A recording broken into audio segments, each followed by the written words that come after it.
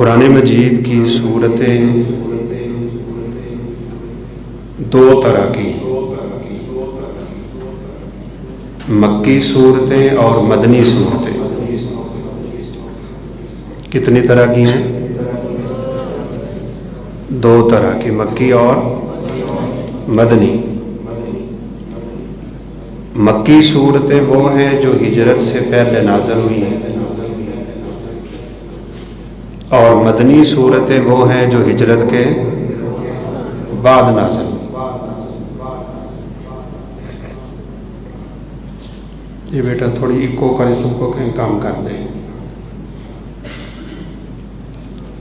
آج کے بارے میں دو صورتیں ہیں اور دونوں صورتیں مکی ہیں۔ تو مکی صورتیں کنہیں کہتے ہیں؟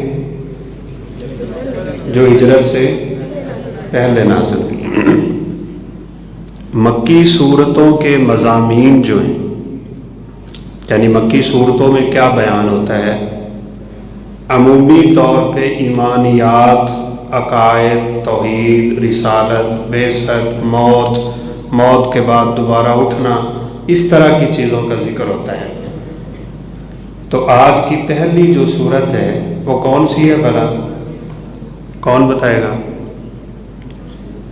پہلی صورت جو آج پڑھی گئی ہے اس کا نام کیا تھا؟ سورہ الحجر۔ آپ ڈرتے کیوں ہیں؟ بولتے ہی نہیں۔ کیا نام ہے صورت کا؟ سورہ ہجر۔ ہجر جگہ کا نام ہے۔ ہجر کس کا نام ہے؟ اچھا، آپ جو ہے نا یہ چیزیں یاد کریں، ہم سنیں گے، جو سنائے گا اس کو جوس ملے گا، ٹھیک ہے؟ ہجر کیا ہے؟ جگہ کا نام ہے۔ یہ مکہ سے شام کے راستے میں ہے، اور اس علاقے میں جو نبی تشریف لائے تھے وہ ہیں سیدنا صالح علیہ السلام۔ اچھا، قرآن مجید کی ترتیب بڑی خوبصورت ہے۔ پچھلا جو پارہ 12واں ختم ہوا اس میں بھی قوموں کا اور انبیاء کا تذکرہ ہے، اور اگلی جو سورت شروع ہوئی ہے اس میں بھی انبیاء کا اور قوموں کا تذکرہ ہے۔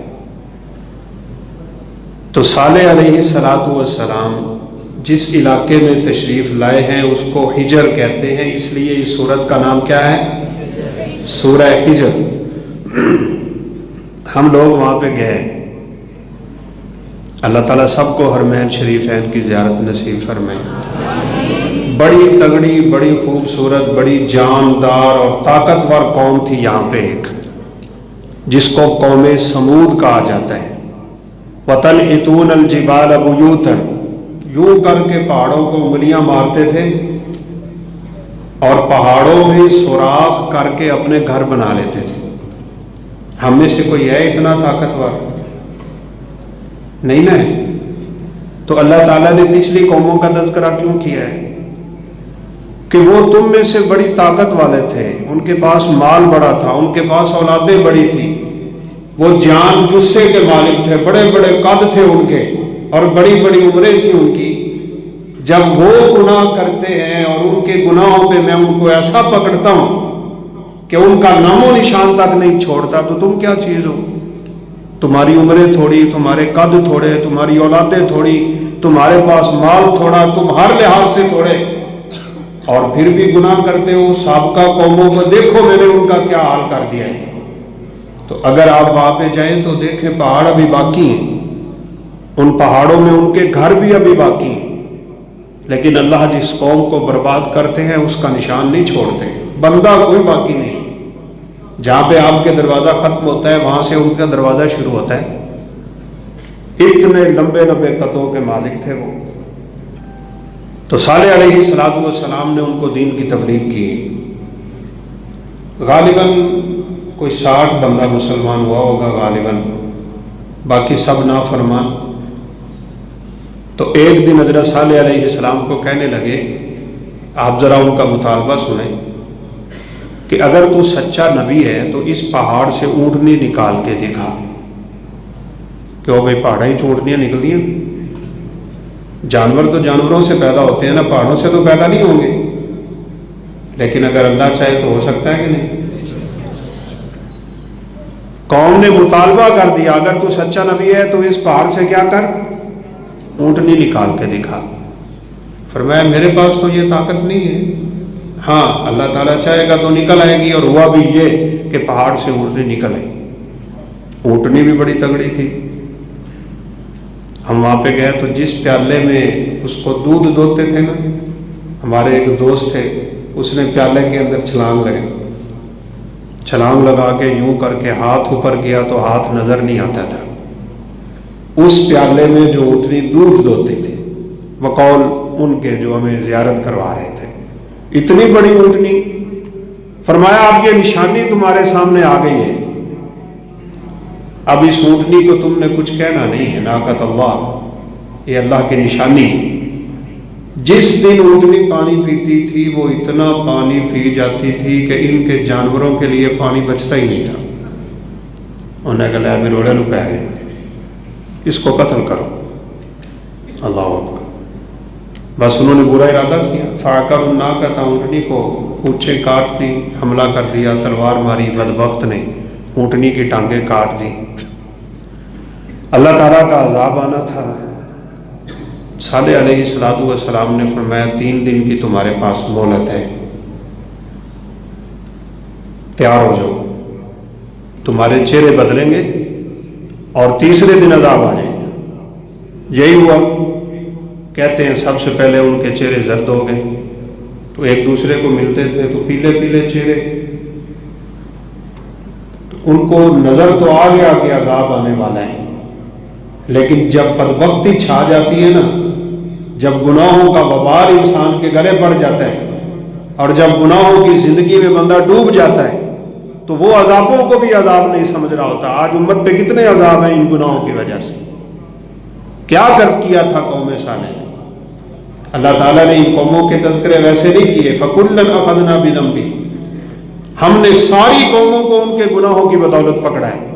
کسی کو غرق کر دیا، کسی کو تباہ کر دیا، کسی کو پانی میں ڈبو دیا، کسی کو زمین میں دھنسا دیا، کسی کو یوں زمین سے اٹھا کے آسمان پہ لے جا کے وہاں سے پٹک کے اوپر سے پتھروں کی بارش کر دی۔ وَأَمْطَرْنَا عَلَيْهِم مَطَرًا، اتنی عجیب بارشیں تھی وہ کہ قوموں کے نشان تک ہم نے مٹا دیے۔ یہ تذکرے ہوئے ہی اس لیے ہیں کہ اگر وہ گناہوں کی وجہ سے برباد ہو سکتے ہو تو تم کس بات کی مولی ہو؟ ہمیں بھی گناہوں سے بچنا ہے کہ نہیں بچنا ہے؟ نہیں مانا قوم نے حضرت صالح علیہ السلام، اونٹنی کاٹ دی۔ لو جی اتنے لمبے تڑنگے اور طاقت والے لوگ، ابن کثیر رحمہ اللہ نے تو غالباً یہاں تک بھی لکھا ہے کہ درخت کے درمیان میں ہاتھ رکھ کے نا یوں جب زور لگاتے تھے تو درخت کو زمین تک چیر کے رکھ دیتے تھے۔ ساڈے کو لکڑی نہیں ٹوٹ دی، ہم کیا شے ہیں ان کے سامنے بیٹھے؟ تو پھر گناہ نہیں کرنا چاہیے نا، گناہوں سے بچنا چاہیے، وگرنہ اللہ تعالیٰ کے عذاب آتے ہیں۔ یہ کرونا کیا ہے؟ کیوں نہیں؟ اللہ کا عذاب ہے۔ آج قوم موبائل پہ لگی ہوئی ہے، انٹرنیٹ پہ لگی ہوئی ہے، فحاشی ریانی بے حیائی بے غیرتی عام ہو رہی ہے، اور اس کے بدلے میں اللہ کے عذاب اتر رہے ہیں۔ ان عذابوں کی ایک شکل کرونا ہے، پوری دنیا کو جکڑ دیا کہ نہیں اللہ نے؟ جب وہ دنیا کو تباہ کرنے پہ آئے گا تو ایک لمحے کی بات ہے، بڑے بڑے شان والے اور بڑی بڑی جان والے تھے یہ لوگ، فرشتے نے ایک چیخ ماری، فَأَخَذَتْهُمُ الصَّيْحَةُ۔ اچھا کبھی آپ لوگوں کو اندازہ نہیں ہوا ہوگا، ہم کہتے ہوئے بڑیوں خوفناک آوازیں ہوتے، بڑی خوفناک آواز ہے۔ ہم لاہور پڑھتے تھے، رات کے 2 بجے کا ٹائم تھا غالباً، تو ایک بچے نے چیخ مار دی بڑے زور سے، بس اس کی چیخ کیا تھی گویا کہ قیامت آ گئی، سب چیخیں مارنے لگے۔ جو اندر والے تھے وہ باہر کو بھاگے، باہر والے اندر کو بھاگے، کوئی اوپر جا رہا ہے کوئی نیچے جا رہا ہے، افراتفری کا عالم ہے، کوئی سمجھ نہیں آ رہی کیا ہوا ہے کیا نہیں ہوا، چیخیں پورے ادارے میں پڑ رہی ہیں اور ہر کوئی ادھر ادھر بھاگ رہا ہے، خوف پھیل گیا، خوف۔ صبح جو سامنے کوٹھی والا تھا نا، اس نے کہا جب رات کو چیخیں پڑی ہے نا تو میں نے دیکھا یہاں سے کوئی روح گزر رہی تھی، روح، ایسے خوف چھا جاتا ہے۔ تو خوف کی اگر آواز آپ نے کبھی سنی ہو، بس ایک آواز تھی، اس آواز کی وجہ سے ان کے دل پھٹے اور یوں پٹک پٹک کے وہ گرے زمین پہ، کأنہم اعجاز نخل خاویہ، یوں لگتا تھا کہ بڑی لمبی تڑنگی کھجوریں پڑی ہوئی۔ وہ اتنے طاقتور ہو کہ اللہ کے عذاب کا مقابلہ کر سکے؟ نہیں کر سکے۔ اس لیے اس سورت مبارکہ کا سب سے بڑا سبب یہ ہے کہ ہم پچھلی قوموں کے تذکرے پڑھ کے سنیں اور سمجھیں کہ جب انہوں نے گناہ کیے تو وہ برباد ہو گئے، تو آج کا اگر کوئی شخص بھی گناہ کرے گا تو اس کا نتیجہ تباہی، اس کا نتیجہ بربادی ہے، اور اللہ تعالیٰ کے عذابوں کی شکلیں اس کے گناہوں کی وجہ سے آتی ہیں۔ اللہ تعالیٰ سے دعا ہے وہ ہمیں گناہوں سے بچا لے۔ قوم صالح کا ذکر ہے، اس کے ساتھ قوم مدین کا ذکر ہے، ابراہیم علیہ السلام کی قوم کا بھی ذکر ہے اس صورت مبارکہ میں۔ ماپ تول میں کمی کرتی ہے قوم شعیب، اصحاب مدین، ماپ تول میں آج ہمارے مسلمان نہیں کرتے، کیوں جی؟ ایسی چالاکی سے وہ تولتے ہیں کہ بندے کو پتہ ہی نہیں چلنے دیتے۔ تو اللہ تعالیٰ نے اس قوم پہ بارشیں روک دی۔ جب کبھی کسی قوم میں ماپ تول کی کمی آتی ہے، قحط سالیاں آتی ہیں، بارشیں رکتی ہیں تو اللہ کا رزق رک جاتا ہے، پھر قحط سالی کسی شکل پیدا ہو جاتی ہے۔ اور ایک حدیث میں آتا ہے لولا البہائم لم تمطروا، اگر جانور نہ ہوتے تو اللہ تمہیں ایک قطرہ پانی کا نہ دیتا تمہارے گناہوں کی وجہ سے۔ تو اس قوم پہ بھی بارش رکی رہی، اور ایک دن بادل آیا، قالوا ھذا عارض ممطرنا، کہا آؤ بارش آئے گی، بل ہوا ما استعجلتم بہ ریح فیہا عذاب علیم، اسی بادل سے ان کے اوپر عذاب نازل ہوا۔ اچھا ایک بات آپ یاد رکھیں، سابقہ قومیں جو جتنی بھی گزری ہیں ان میں عمومی طور پہ ایک گناہ سرایت کرتا تھا تو عذاب آ جاتا تھا۔ ہماری امت میں سارے گناہ داخل ہو گئے تو آپ سوچیں گے عذاب کیوں نہیں آ رہے؟ عذاب تو آ رہے ہیں، مختلف شکلوں میں آ رہے ہیں۔ پوری قوم پہ عذاب اس لیے نہیں آتا کہ نبی کریم صلی اللہ علیہ وسلم نے دعا کر دی تھی یا اللہ میری امت پہ سابقہ امتوں کی طرح مشترکہ عذاب نہیں آنا چاہیے، وہ دعا قبول ہوئی ہے، وگرنہ پچھلی ساری قوموں کے گناہ مل جل کے اس امت میں داخل ہوئے ہیں۔ قوم لوط میں لڑکے لڑکوں کے ساتھ برا عمل کرتے تھے، فرشتوں نے یوں کر کے بستی اٹھائی، آسمان تک لے گئے اور وہاں سے الٹی پھینک کے اس کے اوپر پتھروں کی بارش کر دی۔ آج یہ گناہ اس امت میں موجود نہیں، سارے گناہ ہیں۔ اس لیے ہمیں سابقہ امتوں کے تذکروں سے یہ سیکھنا ہے کہ گناہوں کی وجہ سے اللہ کی ناراضگیاں اور عذاب نازل ہوتے ہیں۔ اپنے آپ کو بھی گناہوں سے بچانا ہے، دوسروں کو بھی بچانا ہے۔ اللہ تعالیٰ ہم سب کو توفیق نصیب فرما دے۔ اس صورت میں اللہ تعالیٰ نے ایک خصوصی تذکرہ فرمایا ہے، وَلَقَدْ آتَيْنَاكَ سَبْعًا مِّنَ الْمَثَانِي وَالْقُرْآنِ الْعَظِيمِ۔ ابراہیم علیہ السلام کا ذکر ہے، قوم صالح کا ذکر ہے، مدین کا ذکر ہے، اور پھر اللہ نے فرمایا تمہیں ہم نے سورہ فاتحہ دے دی۔ سابقہ قوموں پہ اللہ نے جو آسمانی کتابیں نازل کی تھی ان کے مقابلے میں اللہ نے ہمیں قرآن نازل کر دی، ہمیں قرآن مجید عطا کر دیا، اور بالخصوص سورہ فاتحہ کا تذکرہ کیا ہے۔ یہ شفا والی صورت ہے۔ اس کا مطلب کیا ہے؟ جتنا آپ قرآن پڑھیں گے اتنا گناہوں سے بچیں گے، جتنا آپ قرآن پڑھیں گے اتنا فتنوں سے بچیں گے، جتنا قرآن مجید کی تلاوت کریں گے اتنا ہی اللہ تعالیٰ کی رحمتوں میں رہیں گے۔ رمضان اور قرآن کا آپس میں بڑا گہرا تعلق ہے، زیادہ سے زیادہ تلاوت کیا کریں۔ اللہ تعالیٰ ہم سب کو توفیق نصیب فرمائے۔ سعودی عرب میں ایک بچہ ہے، نابینا ہے، اس کی ابھی داڑھی بھی نہیں آئی، 14-15 سال اس کی عمر ہوگی۔ پچھلے رمضان میں وہ ایک قرآن دن کو ختم کرتا تھا، ایک قرآن رات کو ختم کرتا تھا، زبانی 60 قرآن وہ اس نے رمضان میں ختم کیے ہیں، اور اس سال بھی وہ اسی ترتیب سے جا رہا ہے۔ امام شافعی بھی 60 قرآن ختم کرتے تھے، امام ابو حنیفہ رحمہ اللہ بھی 60 قرآن ختم کرتے تھے۔ ہم لوگ تو سوچ نہیں سکتے، یہ جمعے والے دن بیٹھے ہیں لڑکے 10 لڑکے فجر کی نماز کے بعد انہوں نے قرآن شروع کیا ہے اور جمعے کی اذان کے وقت انہوں نے قرآن ختم کر دیا، پورا قرآن۔ میں اور آپ کتنا پڑھتے ہیں سارا دن؟ قرآن مجید سے تعلق جوڑیں، جتنا زیادہ جوڑیں گے اتنا اللہ تعالیٰ کی برکتیں آئیں گی۔ تو اس صورت کا خاتمہ ہوا ہے وَاعْبُدْ رَبَّكَ حَتَّىٰ يَأْتِيَكَ الْيَقِينُ۔ آپ اللہ کی عبادت پہ لگے رہیں یہاں تک کہ موت آ جائے۔ ہم نے کب تک اللہ کی عبادت کرنی ہے؟ جب تک موت آ جائے۔ بس آپ دعا کریں کہ اللہ تعالیٰ ہمیں موت دے تو اسی رستے پہ لے۔ اگلی سورت سورہ نحل ہے اور دونوں صورتوں کا آپس میں بڑا گہرا تعلق ہے۔ اس کے آخر میں موت کا تذکرہ ہے، اس کے شروع میں قیامت کا تذکرہ ہے۔ اتا امر اللہ، قیامت آنے والی ہے۔ ماشاءاللہ اساتذہ بیٹھے، طلباء بھی بیٹھے ہیں۔ اتا ماضی کا صیغہ ہے، قیامت آ گئی، کیوں نہیں آ گئی؟ قیامت آنے والی ہے، لیکن اللہ تعالیٰ نے ماضی کا صیغہ استعمال کیا کہ بات اتنی پکی اور اتنی پختہ ہے کہ گویا کہ قیامت آ گئی۔ اچھا، جو بندہ مر گیا اس کی قیامت آ گئی، یہ یاد رکھنا ہے۔ ایک تو ہے نا بڑی قیامت آئے گی، لیکن جو بندہ فوت ہو گیا اس کی قیامت شروع ہو گئی۔ تو بہرحال یہ جو صورت مبارکہ ہے یہ بھی مکی صورت ہے۔ اس صورت کا نام ہے سورۃ النحل۔ کسے کہتے ہیں نحل؟ کیوں بھائی؟ شہد کی مکھی کو۔ اللہ اکبر۔ اس صورت کا دوسرا نام مفسرین کے ہاں نعمتوں والی صورت ہے۔ کون سی صورت؟ اس میں اللہ نے بڑی نعمتوں کا ذکر کیا ہے۔ یہ جو آپ جوس پیتے ہیں اس کا ذکر بھی ہے، یہ جو آپ کھانے کھاتے ہیں اس کا ذکر بھی ہے، یہ جو آپ اے سی لگا کے بیٹھے ہیں نا اس کا ذکر بھی ہے، یہ جو گھر بنا کے بیٹھے ہیں اس کا ذکر بھی ہے۔ نعمتیں ہی نعمتیں اللہ نے ہمارے اوپر نازل کی ہیں کہ نہیں؟ کیوں جی؟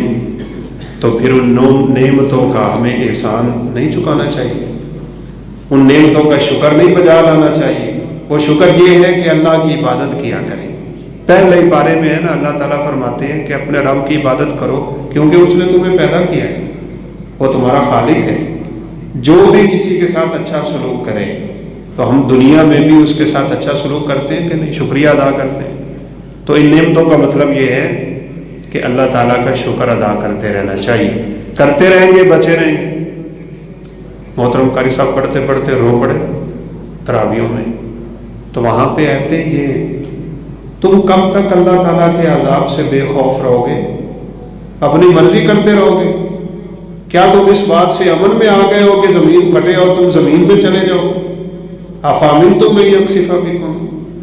دو چار آیتیں اس موضوع کی ہیں۔ ڈرو اس رب سے، اس نے نعمتیں دی ہیں، اس نے تمہیں عقل دی، فہم دی، بصیرت دی، بصارت دی، شعور دیا، عقل سب کچھ دیا، جوانیاں، حسن سب۔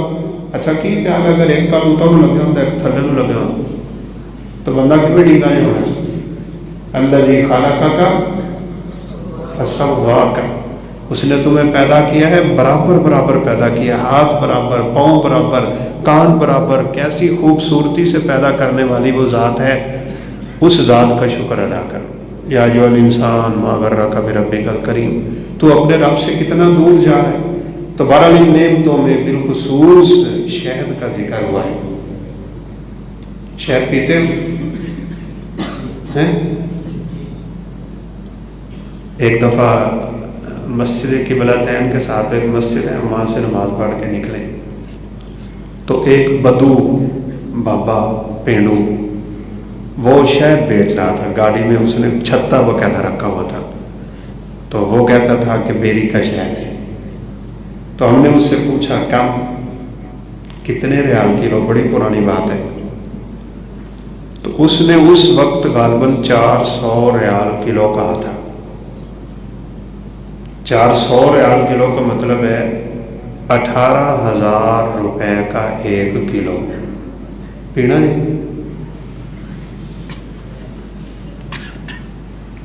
رسول اللہ صلی اللہ علیہ وسلم نے فرمایا جنت میں شہد کی 1000 نہر ہے۔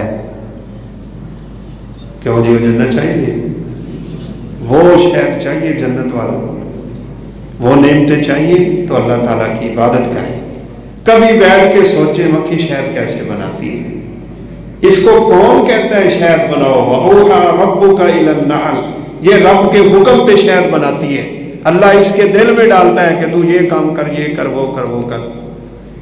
اچھا آپ میں سے کوئی مجھے بتا دینا بچہ کھڑا ہو کہ شہد کیسے بنتا ہے، تو میں 1 کلو شہد لے دینا قاری فیصل صاحب کو۔ بڑی مشکل شہد بنتا ہے، ہزاروں سال نرگس اپنی بے نوری پہ روتی ہے، بڑی مشکل سے ہوتا ہے چمن میں دیدور پیدا۔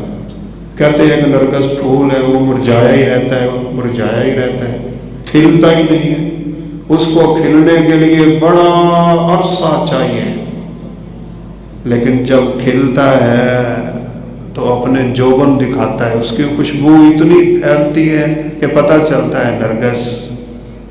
اس لیے شاعر کہتا ہے ہزاروں سال نرگس اپنی بے نوری پہ روتی ہے، تو 1000 پھول کا شہد چوس کے مکھی ہمارے لیے شہد بناتی ہے۔ کتنا؟ مختلف طرح کے پھول چوستی ہے، پھر وہ اپنے اندر سٹور کرتی ہے۔ کبھی آپ یہ ہسٹری پڑھیں کہ شہد کی مکھی شہد بناتی کیسے، پھر وہ آگے چھتا کیسے تعمیر کرتی ہے، پھر اس چھتے میں وہ شہد نکالتی کیسے ہے۔ اچھا آپ کو مزے کی بات بتاؤں، آپ نے مکھیوں کی بھین بھین سنی ہوئی ہے؟ اور جدو اڑدیاں نے چھتے تو تسی وٹا مار دے، پھر لک دے جے کدھر سانو چمبڑ نہ جان، کتنی بھو بھو کی آواز آتی ہے نا۔ مکھی شہد کے چھتے میں اپنے پروں سے ہوا دے دے کے بھی شہد بناتی ہے۔ شہد زیادہ گاڑھا ہو جائے تو وہ اپنے پروں کو ہوا دیتی ہے۔ کون اس کے دل میں ڈالتا ہے یہ؟ کیوں جی؟ چیونٹیوں کا ذکر ہے، جانوروں کا ذکر ہے، اللہ تعالیٰ کی بڑی نعمتوں کا ذکر ہے۔ آپ نے کبھی دیکھا ہے سردیوں میں چیونٹیاں باہر پھرتی ہوں؟ کیوں جی؟ چھپ جاتی ہیں اپنی بلوں میں، اور پوری سردیوں کا رزق وہ اپنے لیے ذخیرہ کر لیتی ہیں۔ جو دانہ زمین میں اگنے کی صلاحیت رکھتا ہوتا ہے نا، اس کو چیونٹی کاٹ کاٹ کے چھوٹا چھوٹا کر کے مختلف کونوں میں رکھتی ہے، کدھر وچ درخت نہ اگیا کھڑا ہوئے میری کوڈ دے۔ اتنی سیانی ہے، اس کو کس نے عقل دی؟ کیوں جی؟ وَالْأَنْعَامَ خَلَقَهَا لَكُمْ فِيهَا دِفْءٌ وَمَنَافِعُ، یہ جانور اللہ نے کس کے لیے پیدا کیے؟ ہمارے لیے پیدا کیے ہیں نا۔ کھاتے ہو مرغیاں، کھاتے ہو اللہ کا دیا ہوا رزق، پھر اسی کی نافرمانیاں کرتا ہے بندہ، یہ کیسی عجیب بات ہے؟ تو اللہ منع فرما رہے ہیں کہ جس کی نعمتیں کھاتے ہو پھر اس کا شکر بجا لاؤ، اس کی نافرمانی نہ کرو۔ دودھ کہاں سے نکلتا ہے؟ من بین فرث ودم، ادھر خون ہے ادھر گوبر ہے، اس کے درمیان سے اللہ دودھ نکالتے ہیں، لبنا خالصا، چٹا سفید۔ کبھی آپ نے دیکھا ہے دودھ میں کوئی تھوڑی سمیل آ رہی ہو گوبر کی، خون کی؟ کدی ویکھا ہے دودھ لال رنگ دا ہو گیا ہوئے کہ خون دا قطرہ وچ گاں دا آ گیا، مجھ دا آ گیا؟ نہیں نہ آتا۔ اچھا آپ جانور ذبح کرتے ہیں تو دودھ کدھر جاتا ہے؟ یہ ساری حکمتیں کس نے پیدا کی؟ یہ اس رب کی۔ تو اس رب کے بندے بنے، اس کی نافرمانی سے بچیں۔ اس صورت میں نافرمانوں کے بھی تذکرے ہیں کہ ان کے ساتھ میرا جیسے سابقہ قوموں کی باتیں، تو اگر اللہ کی نافرمانی پہ بندہ آ جائے تو پھر اس کے عذاب بڑے سخت ہوتے ہیں۔ اس کا فرما بردار بنا رہے، کوشش میں لگا رہے، عبادت کی اس کے اندر تڑپ موجود ہو، تو پھر اللہ تعالیٰ بڑا خوبصورت فیصلہ کرتے ہیں۔ اس صورت مبارکہ کو ابراہیم علیہ السلام کے قصے پہ لا کے اللہ تعالیٰ نے ختم کیا، چونکہ سابقہ انبیاء کے قصے چل رہے ہیں اور سابقہ قوموں کے تذکرے چل رہے ہیں، تو اللہ کے ہاں سب سے زیادہ خلیل اور سب سے زیادہ قریب انبیاء میں سے سیدنا ابراہیم علیہ السلام ہے۔ بس آخری بات ہے، بات ختم کرتے ہیں، آدھا گھنٹہ مجھے کہا گیا تھا۔ ابراہیم علیہ السلام 80-83 سال اللہ کی عبادت کے لیے لوگوں کو پکارتے پھرے۔ کتنے لوگ مسلمان؟ کون بتائے؟ کتنے لوگ؟ ہیں 83 80 90 ایک بندہ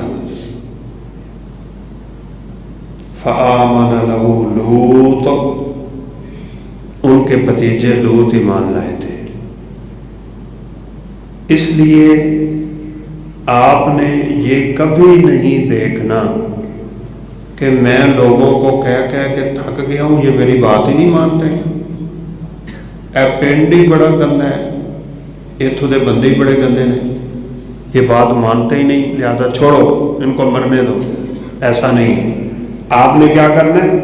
لوگوں کو دعوت دیتے رہنا ہے، دیتے رہنا ہے، دیتے رہنا ہے. ہدایت کس کے ہاتھ میں ہے؟ وہ اللہ تعالیٰ کے ہاتھ میں ہے.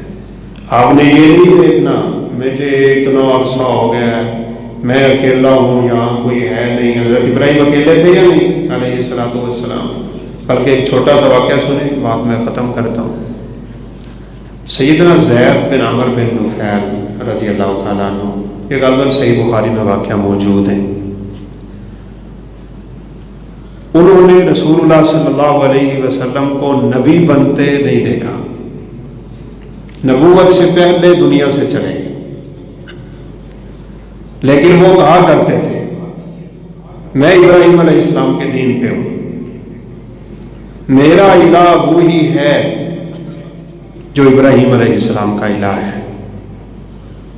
رسول اللہ صلی اللہ علیہ وسلم کی ان سے ملاقات بھی ہوئی ہے، لیکن اس وقت آپ ابھی نبی نہیں بنے تھے. آپ ایک سفر سے واپس آ رہے تھے اور یہ ایک بزرگ کے پاس بیٹھے تھے. ملاقات ہوئی، لیکن اس وقت آپ صلی اللہ علیہ وسلم نبی نہیں بنے تھے. جب آپ نبی بنے تو وہ دنیا سے چلے گئے. آپ صلی اللہ علیہ وسلم نے پتا ان کے بارے میں کیا کہا ہے؟ اللہ اکبر.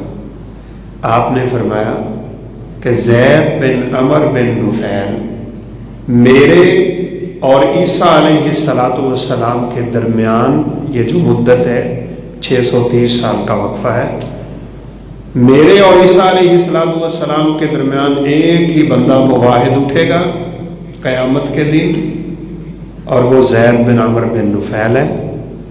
اور یہ اکیلا ہی پوری امت بن کے اٹھے گا. آپ اکیلے ہیں، آپ نے گھبرانا نہیں. کیا مطلب امت بن کے اٹھے گا؟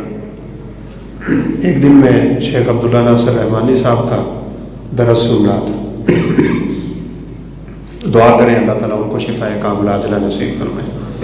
بلکہ اس وقت ہماری جماعت کے 4-5 بزرگ بڑے شدید بیمار ہیں.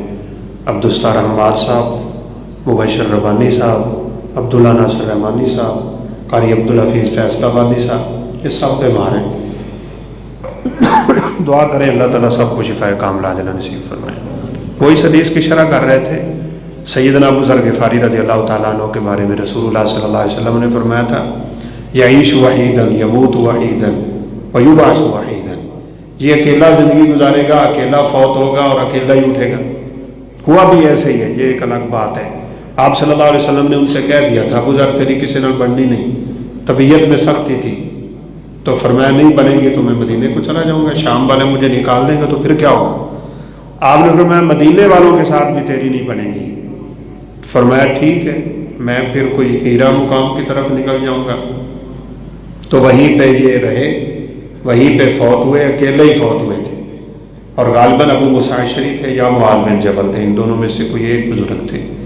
وہ قافلہ لے کے وہاں سے گزر رہے تھے اور ان کی زیارت کے لیے گئے تو یہ وہاں پہ فوت ہوئے پڑے تھے. تو انہوں نے نہلایا، غسل دیا، کفن دیا، جنازہ پڑھایا. تو آپ صلی اللہ علیہ وسلم نے وہ اکیلے ہی اٹھیں گے. حالانکہ اکیلے تو نہیں اٹھیں گے، امت پوری اٹھے گی، سب مسلمان اٹھیں گے. تو اس کا مطلب وہ یہ فرما رہے تھے کہ ابو ذر قیامت کے دن اٹھیں گے، اس اکیلے کے اتنے اعمال ہوں گے جتنے پوری امت کے ہوتے.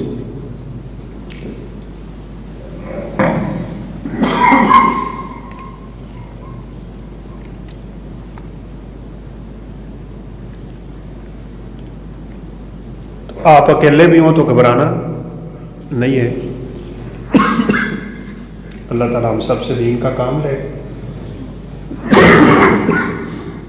دین حنیف پہ زندہ رکھے، اور اللہ ہمیں اپنے پاس خوبصورت کر دیے، اپنے بلائے۔ وآخر دعوانا